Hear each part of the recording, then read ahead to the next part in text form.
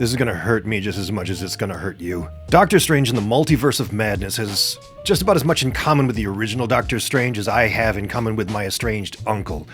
Technically related, yes, but one of us should probably avoid ever being seen in public. I will let you determine which one of us that is. This movie is lazy, and it is mostly nonsense. It can't even remember who the main character is supposed to be. I mean, is it Strange, or is it Wanda, or is it the new girl whose name absolutely escapes me, so I'm just going to call her Stargirl for now? No one really knows. The movie itself doesn't even know, let alone the audience, because understanding anything that happens in this film requires several weeks worth of Disney Plus homework. Of all the Marvel disappointments to sickly birth themselves onto the screen from the diseased wombs of Disney executives, this one is by far the most disappointing for me. I really did love the first Doctor Strange. I mean, I liked the character, I really liked the movie, I thought it had a really clear story, I thought it had a very earned character arc. I absolutely love that gorgeous Michael Giacchino, that's right, Giacchino? Michael Giacchino, his score, this thing. Yeah, they replaced all of that. I cannot stand. They replaced that music with this generic Danny Elfman effort that sounds like it was just composed during a particularly uninspired lunch break.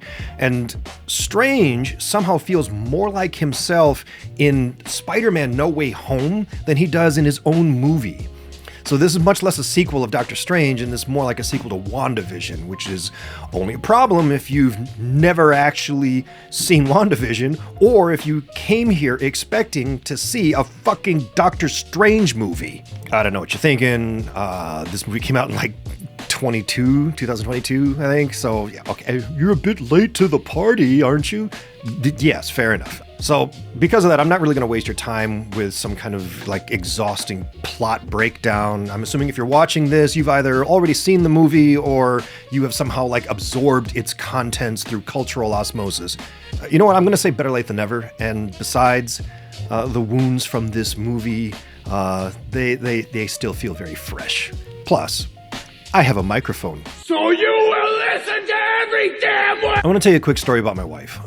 So my wife and I went to the theater together to watch Doctor Strange 2, and she had seen Wanda in her appearance in Age of Ultron. She saw her in Infinity War, Endgame, Civil War, all of that. So she felt like she kind of knew who the character was. What she did not see was any of the Disney Plus shows, because unlike me, she actually values her time.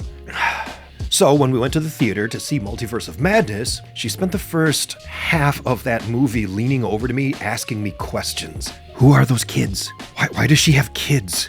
How the heck should I know? Is this supposed to be set years later? Why does everybody look so old? Why does she have older kids? Who are you people? Wait, is she evil now? Why is she evil? What is the book thing? And then midway through the movie, she just kind of got up and left to go to the bathroom and never came back. And I'm actually thinking that she made the right call. I did not. I stayed, and it sucked. This is a theatrical release. It should function as a standalone narrative. I shouldn't need a subscription service and 8 hours of prequel television to understand why my protagonist turned antagonist has lost her freaking mind. Oh my god, why do I feel like I am the one who's actually lost his fucking mind here? The catastrophic failures of this movie, they really stem from two fundamental flaws. First, they tried to give Wanda a redemption arc after she had already crossed the moral event horizon, and I'll explain more about that in a second. The second thing is this film suffers from and then storytelling, which is the laziest form of exposition where crucial plot elements sort of just materialize out of thin air with zero world building. All right, let me explain. In storytelling, there is this concept called the moral event horizon. So it is this line that a character crosses when their actions become so irredeemably evil that the audience can no longer sympathize with them. Regardless of their motivation or tragic backstory, it doesn't matter. Think of it as this narrative point of no return. Some examples, this is like Anakin Skywalker massacring all of the younglings in the Jedi Temple. Or it's Scar from The Lion King murdering his own brother and then trying to murder Simba. Once a character crosses this line, there is no going back, at least not without like a lot of serious narrative work by some really talented writers to earn any kind of redemption. Look at this scene. I don't relish hurting anyone, Stephen. Return to Camartage and prepare to hand over America Chavez by sundown, peacefully. After that, you'll never see me again. So Strange shows up, there's an exchange of some cryptic dialogue about something called a hex, whatever that is, and then she's suddenly the villain. Yeah, okay, so this would be where my wife started asking a lot of questions and sort of tuning out. Because half the time I don't even know what the heck anyone's talking about. The film assumes that you know what a hex is. It assumes you know what a Westview is, and it really assumes that you've done the required viewing on Disney+.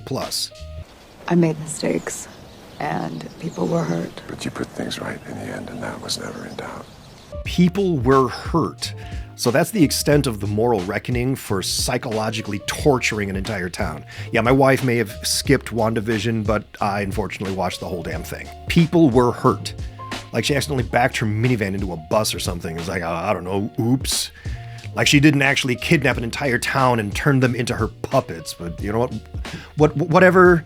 Let's just focus on the movie. So at this point, as far as the audience knows, Wanda has killed a bunch of trees and is all like spooky and stuff. And there's apparently some evil glowy book thing. And she's still Wanda.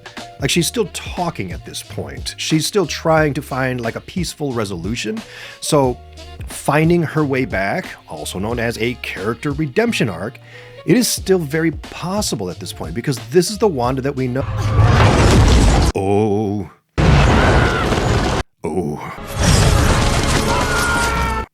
no. Yeah, so she massacres an entire battalion of sorcerers at Camartage. These are Wong's students. These are like his colleagues. These are people he's probably trained since they were children, and they're all very much dead now. And then comes the moment where she truly crosses that moral event horizon. In order to emphasize the point that she's evil now, she straight up murders this one injured and terrified looking dude while he's trying to crawl away. This one gruesome act would not pass for self-defense in Colorado, much less at a monastery. Also, I'm pretty sure she also kills Hamir in this scene too. Y'all remember Hamir? One-handed elderly monk. I don't know why I did this for one-handed. One-handed elderly monk. Oh no. Anyway, last week... Bloop. Dead. Oh well, time to go on to the next scene. Oh my god, I hate this scene so much. Side note, Reed Richards is like the smartest man alive, apparently. I mean, we've never actually seen him do anything smart. We just know that he's the smartest man alive because other characters say he's the smartest man alive. They said it out loud, so it must be true, right? We're just all gonna take their word for it, I guess. Even though he's the one that gets Black Bolt killed before being turned into string cheese and confetti. Sure, he's brilliant. Fantastic. All right, another side note, she drops a statue on Captain Marvel, who I thought could fly through spaceships, but that statue must have been made out of magical bullshit because, you know, she was no match for it. You know, this whole scene is stupid. I can't stand it. And you know what? These aren't just a bunch of, like, faceless minions. It's not like she's taking out stormtroopers. These are analogs for beloved characters. And she just sort of dispatches them with the casual indifference of someone just kind of clearing out their email box. I mean, this is a psycho villain. And yet, at the end of the movie, we get this line. I'm not a monster. You sure about that? You sure about that? I'm not a monster. She says this. She says it out loud. After murdering approximately 100 people across 2 universes, and the film frames this as tragic, like we're supposed to feel sympathy or empathy for this psycho bitch who just killed a bunch of people. I mean, she literally just tried to murder a teenager minutes ago. Do we not remember that? You see, this is what happens when writers don't understand the moral event horizon. You cannot have your villain commit gleeful mass murder and then pivot to a redemption arc in the 3rd act. The math doesn't work. The emotional calculus is bankrupt. Redemption only works when the story respects the scale of the sins committed. By the time Wanda's ripping people in half like she's auditioning for Mortal Kombat, any talk of redemption becomes about as believable as a Spirit Airlines safety video. Right? The bodies are still warm. She was literally just trying to murder someone 5 minutes ago. And then the argument is, well, but it wasn't her. It was the evil book thing. Oh, yeah? And it corrupts everything and everyone that it touches. The Darkhold only showed me the truth. Everything I lost can be mine again. We have yet to see a single moment, a single frame that shows the book actually corrupting somebody. Now, they've said it like a dozen times, but we, the audience, have yet to see any proof that this book is anything but just a regular spooky floating book. Wanda doesn't act possessed. She acts like a malicious evil monster. I was really hoping that Stargirl was gonna just like throw her into a lava pit or something by the end of it, you know? That's it! I have had enough of you! Justice for Hamir. I want you to compare this to some characters who have actually earned their turnarounds. Yondu. Yondu is a total bastard in the first movie, but then he spends the second movie confessing, talking about accountability for the decades of cruelty. He's consumed with guilt. It makes the ultimate sacrifice for the sake of his son, choosing to go out as the father that he should have been, rather than the outlaw he used to be, so much more important. Or Loki, who went from the evil and entitled prick that he was when we first saw him to becoming the literal god of stories and giving up everything he's ever wanted in order to keep everyone else alive. These are some good goddamn redemption arcs. But you see, real redemption takes time. And more importantly, admission and sacrifice. You don't get to slaughter entire groups of people in view of the audience and then ask for a hug 20 minutes later. Now it feels more like the only reason you're asking for forgiveness is because you got caught. Wanda's arc could have worked in a longer saga, maybe across like multiple projects where she like confronts what she's done and she pays the bill. But in this movie? Also, have we forgotten that this isn't even a Wanda movie? This is a goddamn Doctor Strange movie? Where the hell is he anyway? All right, I want to introduce you to a concept that apparently nobody at Disney really understands, and it's called world building. All right, so world building, that's the foundation of any fantasy or science fiction narrative. You establish the rules of your universe, you establish what's possible, what's impossible, what the limits are, and then you stick to them. Even in a world of magic and monsters, you need some sort of internal consistency. Now, the audience will absolutely accept the impossible, but they will not accept the inconsistent. More importantly, and very crucially, you have to show us. You can't just tell us something exists and then expect us to care. Show, don't tell. This is screenwriting 101. It's the first thing they teach you. Why does Multiverse of Madness violate this principle so aggressively and so repeatedly that it actually feels like they're doing it deliberately? Yeah, they're so stupid! I want you to take Dreamwalking as an example. We are 51 minutes into this film before Mordo suddenly explains Dreamwalking. We're 51 minutes in, we're over the halfway point, and now is the time to start explaining this universe-altering power, and it's introduced through dialogue. Mordo sits Strange down at a tea party and pours him tea, and then it's essentially just sort of like reads an encyclopedia entry to him. We have never seen Dreamwalking before until this moment. We never witnessed someone use it. We never watched Wanda discover it in the Darkhold. It simply just sort of poofs into existence because a character explained it out loud. This is the hyperspace ramming problem from The Last Jedi. A universe-breaking power that didn't exist until suddenly it did. There's no setup, there's no establishment, there's no prior hint that this was even possible. And here's the thing about introducing major story elements through exposition. It is boring as hell. It is dramatically inert. When Mordo explains dreamwalking, we are not experiencing anything. We're just receiving information. There's no tension, there's no discovery, there's no moment of dramatic realization. I mean, it is literally a tea party. And just two characters talking about the rules that we've never actually seen in action. This film has just a chronic case of tell, don't show. Everything is explained. Nothing is demonstrated. You want me to run through the list? Let me run through the list.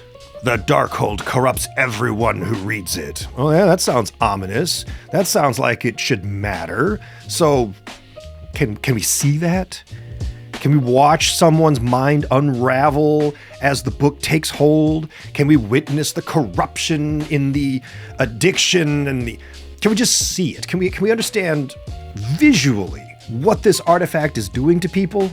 No, we are just told it's corrupting.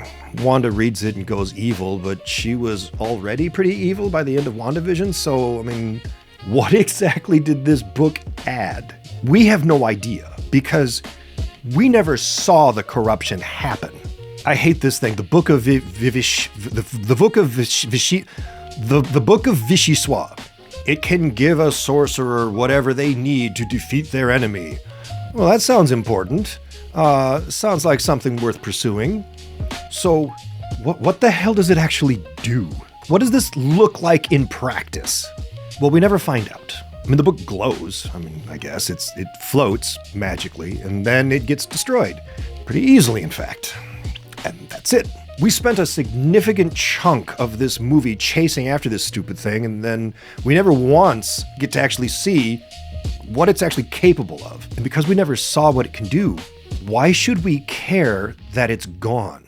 We never understood what we lost. Dreamwalking, explained through dialogue, never properly established. The Darkhold corruption, told to us, never really shown. The Book of Vivi, talked about constantly, demonstrated never. Incursions that can destroy the entire universe? An incursion occurs when the boundary between two universes erodes, destroying one or both entirely.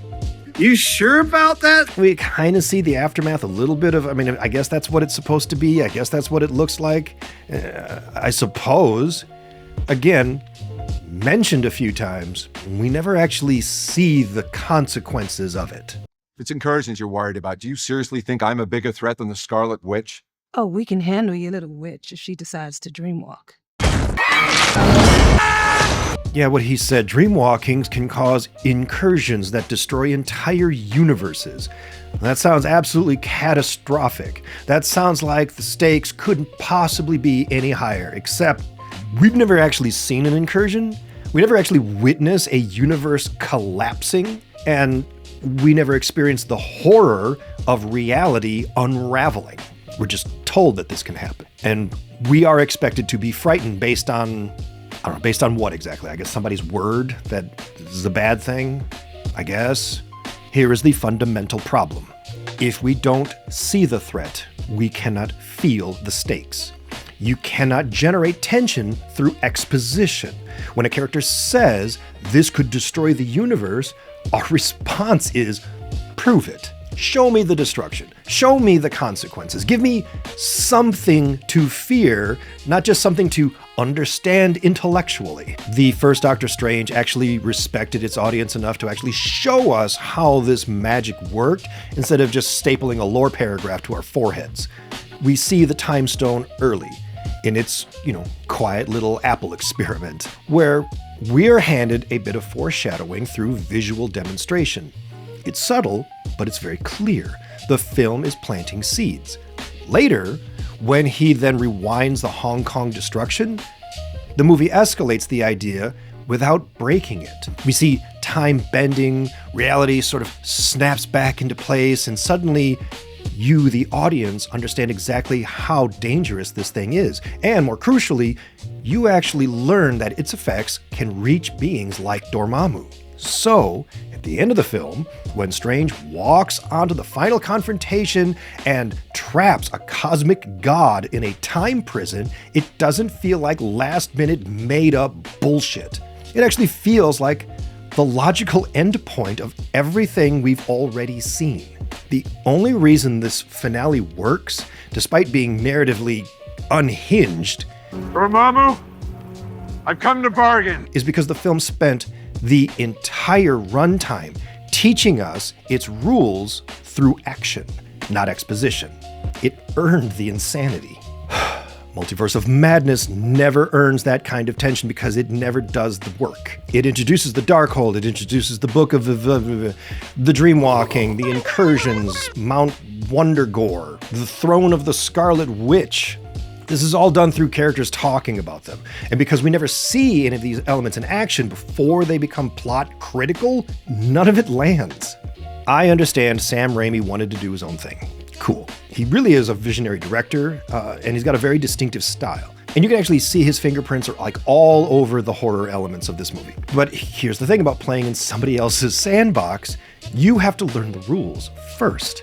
And one of those rules, perhaps the most fundamental rule of visual storytelling, is that you have to show us. You can't just tell us Dreamwalking is dangerous. Show us the danger before you need it for the plot. You can't just tell us the Darkhold corrupts. Show us the corruption happening so we understand the cost. You can't just tell us that incursions destroy entire universes.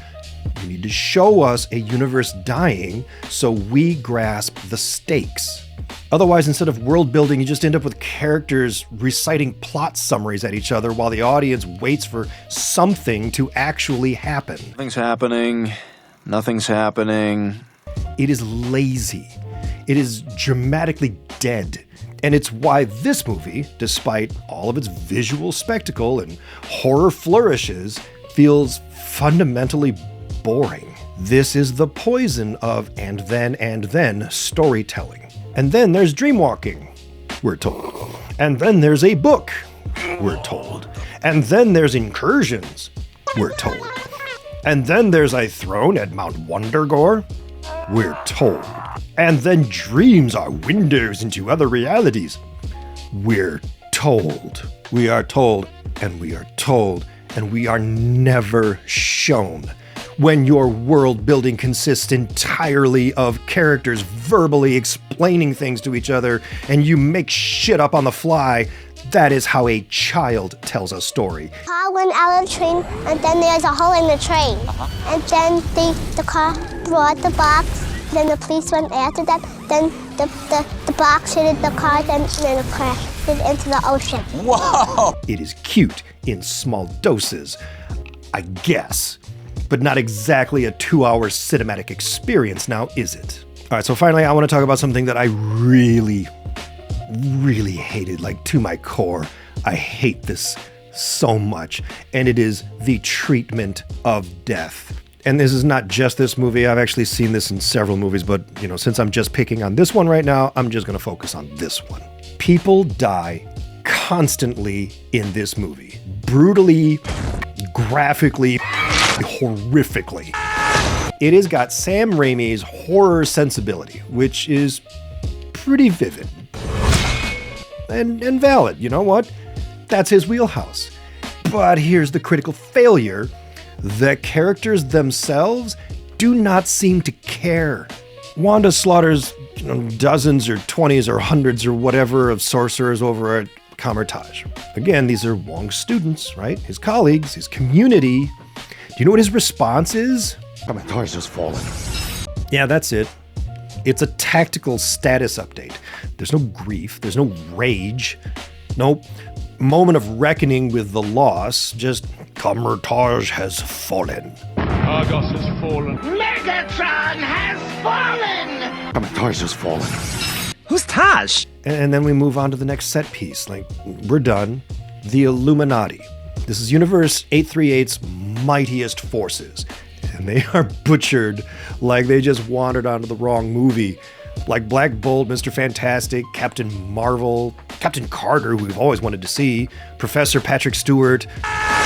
These are supposedly among the most powerful beings in existence for this world, and they are dispatched in roughly 3 minutes of screen time. And that's fine. I guess, you're trying to show off exactly how powerful Wanda is. Okay, fine. But what is the aftermath? What is Universe 838's reaction to losing its greatest protectors, its heroes? Absolutely nothing. At least we never see it. I mean, Christine Palmer helps Strange escape, and then that's it. There is no moment. There is no, oh my God, they're all dead. Nope. She just sort of pivots immediately to some exposition about the Gap Junction or whatever, and then an entire superhero team was just massacred. And the film can't even spare 30 seconds of reaction. Do we care? Are we caring about that? We're just done with that. We'll move on to the next thing. So this creates an impossible narrative problem. When death carries no weight, neither does your story. If the characters shrug at mass murder, why should the audience invest in anyone's survival? If Professor Patrick dying barely registers other than like a jump scare, why should we fear for anyone? So this circles back to that moral event horizon thing. You cannot have your villain commit like graphic mass murder and treat those deaths as meaningless spectacle and then ask the audience to feel sad when she has a change of heart. I'm not a monster. These goals are mutually exclusive. Either the deaths matter, in which case Wanda is an irredeemable monster, or they don't, in which case your film has no stakes. Even Strange treats death with like this really bizarre callousness. He dreamwalks into his own corpse. He reanimates his dead alternate self and then commands the damned souls of the underworld. I mean, it looks neat. In any properly constructed narrative, this would be a moment. Like, this is a moral event horizon of its own. Our hero crossing into genuinely dark territory to save the day? I mean, this should carry weight. This should have consequences. Dreamwalking, you hypocrite! This time it's gonna take more than killing me to kill me. I don't even want to know! He literally shrugs. Necromancy in communion with hellish forces? Minor inconvenience, barely worth mentioning, don't even worry about it. Moving on to the next set piece now. All right, so here's what I think happened with Doctor Strange. Marvel wanted a Sam Raimi horror film, and a WandaVision sequel, and a Doctor Strange adventure, and a Stargirl introduction, and an Illuminati cameo reel, all at the same time. And in attempting to do everything, you ended up doing nothing. Nothing's happening. One of the things that kind of generally frustrates me about this is, like, there was real talent there. Sam Raimi is legitimately a good director. Benedict Cumberbatch, he's a fantastic actor. Elizabeth Olsen was also in this movie. I mean, the visual effects were very, very interesting. I mean, they're really cool. Danny Elfman, he made music. I mean, I'm not even going to get into that. Look, good ingredients and a neat idea can't replace a proper chef. Someone actually has to cook this shit. You cannot gloss over narrative laziness with just a couple of jump scares. And you cannot rehabilitate a villain who has crossed the moral event horizon minutes after they just killed a bunch of innocent people. You cannot introduce crucial plot mechanics an hour into your runtime and expect the audience to feel anything. There were some other Marvel movies around this time that definitely were not very good, but this was the first one where I felt like I was legitimately disappointed. Like, they really just stopped caring whether their stories made any sense or not. And it wouldn't be the last time that I would be disappointed, but, you know, like they say, you never forget your first. But look, I'd love to know what you think. I mean, am I being too harsh on this? Was Doctor Strange 2 actually a better movie than I remember? Or what's a Marvel movie that you were really excited about, really wanted to see, only to be crushed by disappointment? I would love to know your thoughts. Leave them in the comments below. And I appreciate you watching. You know what, I'm going to go now. You can see yourself out. Multiverse of Madness, made by a committee. Sequel to WandaVision, not a strange movie. Show don't tell means nothing when you're making things up. Incursions, Dreamwalking, who gives a fuck? And then, the laziest excuse for a 2-hour runtime of connecting universe abuse.